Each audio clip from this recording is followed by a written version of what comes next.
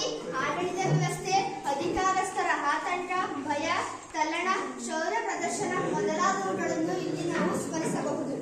ಮಥುರೆಯ ರಾಜನಾದ ಕಂಸ ತನ್ನ ಸಹೋದರಿಯ ವಿವಾಹವನ್ನು ವಸುದೇವರೊಡನೆ ವೈಭವದಿಂದ ನೆರವೇರಿಸಿ ಮೆರವಣಿಗೆಯಲ್ಲಿ ಸಾಗಿದರು.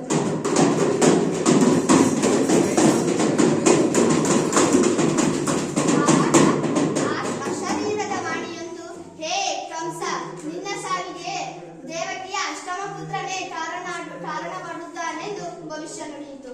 ಆಗ ಕ್ರೋಧಗೊಂಡ ಕಂಸ ತನ್ನ ತಂಗಿಯನ್ನೇ ಕೊಲ್ಲಲು ಸಿದ್ಧನಾದ.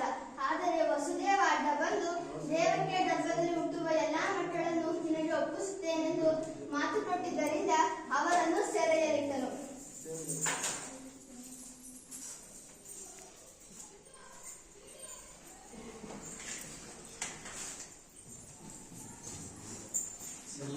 ವಸುದೇವ ಕೊಟ್ಟ ಮಾತಿನಂತೆಯೇ ಎಲ್ಲಾ ಮಕ್ಕಳನ್ನು ಕಂಸನಿಗೆ ಒಪ್ಪಿಸುತ್ತಿದ್ದ. ಕಂಸ ಆ ಎಲ್ಲಾ ಮಕ್ಕಳನ್ನು ನಿರ್ದಯವಾಗಿ ಕೊಂದ. ಆದರೆ ಅಷ್ಟಮ ಗರ್ಭದಲ್ಲಿ ಶ್ರೀಮನ್ನಾರಾಯಣನು ಜನಿಸಿ ತನ್ನನ್ನು ನಂದಗೋಪನ ಮನೆಯಲ್ಲಿ ಬಿಟ್ಟು ಅಲ್ಲಿರುವ ಹೆಣ್ಣು ಶಿಶುವನ್ನು ತಂದು ದೇವಕಿಯ ಮಡಿಲಿನಲ್ಲಿ ಮಲಗಿಸಬೇಕೆಂದು ವಸುದೇವನಿಗೆ ತಿಳಿಸಿದನು. ಅದರಂತೆ ಶ್ರೀಮನ್ನಾರಾಯಣನನ್ನು ವಸುದೇವ ರಾತ್ರೋರಾತ್ರಿ ಭಯಾನಕ ಮಳೆಯಲ್ಲಿ ಯಮುನಾ ನದಿಯನ್ನು ದಾಟಿ ನಂದಗೋಪನ ಮನೆಗೆ ಹೋಗುತ್ತಿದ್ದನು. ಆ ಸಂದರ್ಭದಲ್ಲಿ ಕಾಳಿಂಗ ಸರ್ಪವು, ವಸುದೇವ, ಹೆದರಬೇಡ, ಶ್ರೀಮನ್ನಾರಾಯಣನು ನೆನೆದಂತೆ ನಾನು ನೋಡಿಕೊಳ್ಳುತ್ತೇನೆ ಎಂದು ಹೇಳಿತು. ಅದರಿಂದ ವಸುದೇವನು ಶ್ರೀಮನ್ನಾರಾಯಣನನ್ನು ನಂದಗೋಪನ ಮನೆಯಲ್ಲಿ ಬಿಟ್ಟು ಅಲ್ಲಿರುವ ಹೆಣ್ಣು ಶಿಶುವನ್ನು ತಂದು ದೇವಕಿಯ ಮಡಿಲಿನಲ್ಲಿ ಮಲಗಿಸಿದನು.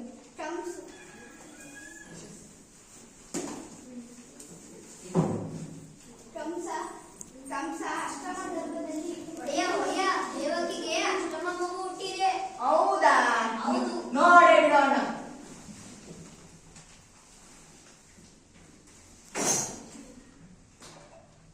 ಅಷ್ಟಮ ಗರ್ಭದಲ್ಲಿ ಹೆಣ್ಣು ಶಿಶು ಹುಟ್ಟಿದ್ದನ್ನು ಕಂಡು ಆಶ್ಚರ್ಯಪಟ್ಟರು. ಅದನ್ನು ಕೊಲ್ಲಲು ಹೋದಾಗ ಅದು ಆಕಾಶದಲ್ಲಿ, ನಿನ್ನನ್ನು ಕೊಲ್ಲುವವನು ಗೋಕುಲದಲ್ಲಿ ಬೆಳೆಯುತ್ತಿದ್ದಾನೆ ಎಂದು ಹೇಳಿ ಮಾಯವಾಯಿತು. ಅದರಿಂದ ಕಂಸ ಗೋಕುಲದಲ್ಲಿ ಹಿಂದಿನ ದಿನ ಹುಟ್ಟಿದ ಗೋಕುಲದಲ್ಲಿ ಎಲ್ಲಾ ಮಕ್ಕಳನ್ನು ಕೊಲ್ಲಿಸಿದ. ಆದರೆ ಕಂಸ ನಂದಗೋಪನ ಮನೆಯಲ್ಲಿ ಬೆಳೆಯುತ್ತಿದ್ದ ಕೃಷ್ಣನನ್ನು ಕೊಲ್ಲಲಾಗಲಿಲ್ಲ. ಅವನನ್ನು ಕೊಲ್ಲಲು ಕಂಸ ಮಾಡಿದ ಪ್ರಯತ್ನಗಳೆಲ್ಲ ವ್ಯರ್ಥವಾಯಿತು. ಹಾಗಾಗಿ ಮಥುರಾ ನಗರದಲ್ಲಿ ಸಾಂಪ್ರದಾಯಿಕ ನಡೆಯುತ್ತಿದ್ದ ಬಿಲ್ಲ ಹಬ್ಬದ ಸಂದರ್ಭದಲ್ಲಿ ಕೃಷ್ಣನನ್ನು ಆಹ್ವಾನಿಸಿ ಕೊಲ್ಲಲು ನಡೆಸುವ ಸಂಚು ನಾಟಕದ ವ್ಯಾಂಗ್ಯ ಹಾಗೂ ಹಾಸ್ಯಗಳಿಂದ ಮಿಳಿತಗೊಂಡು ಕೂಡಿ ಬಂದಿದೆ.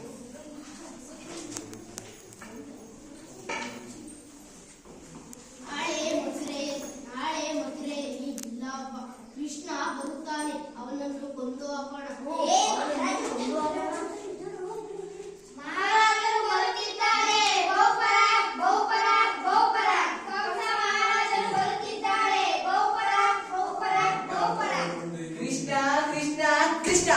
ಕೇಳಿ ಕೇಳಿ ನನ್ನ ಕಿವಿ ತೋತು ಬಿದ್ದು ಹೋದವು.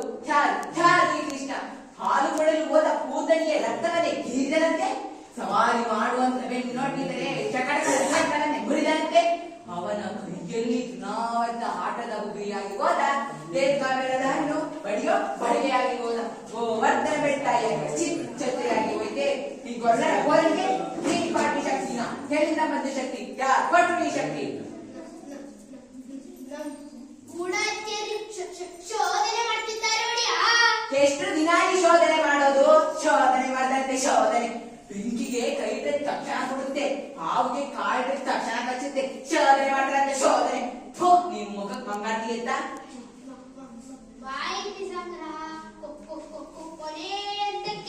ಕೊನೆ ಅಂತಕ್ಕೆ ಯಾರ ಕೊನೆ ಅಂತಕ್ಕೆ?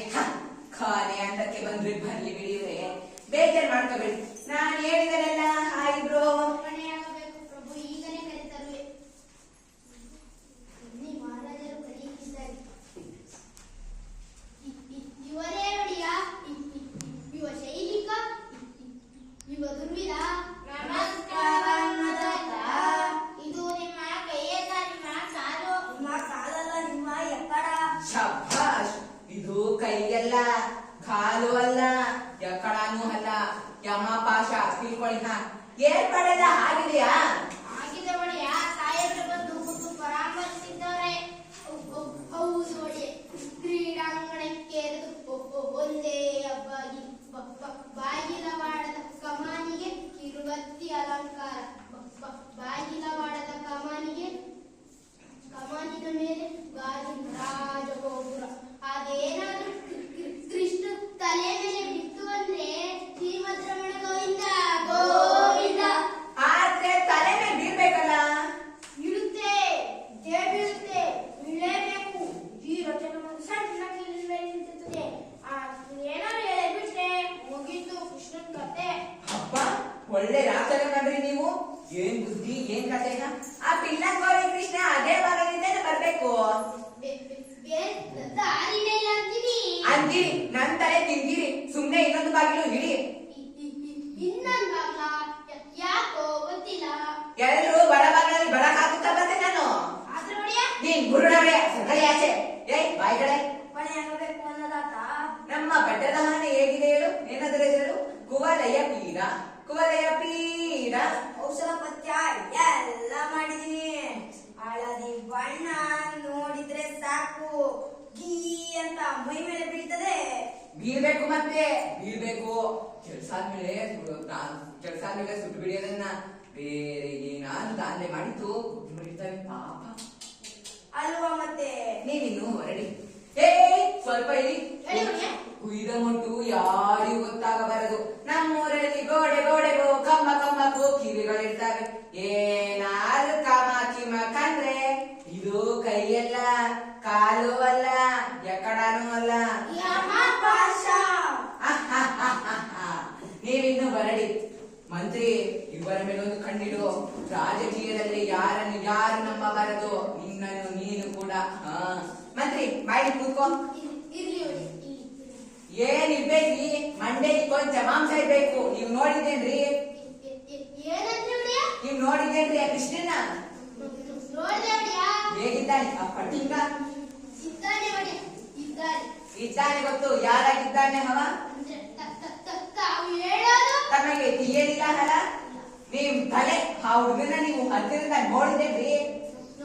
ನೋಡ್ದೆ ಒಡೆಯ. ಅವನು ನಮ್ಮ ದೇವಕಿ ಮಗ ಅನ್ಸುತ್ತೆ ನಿಮಗೆ?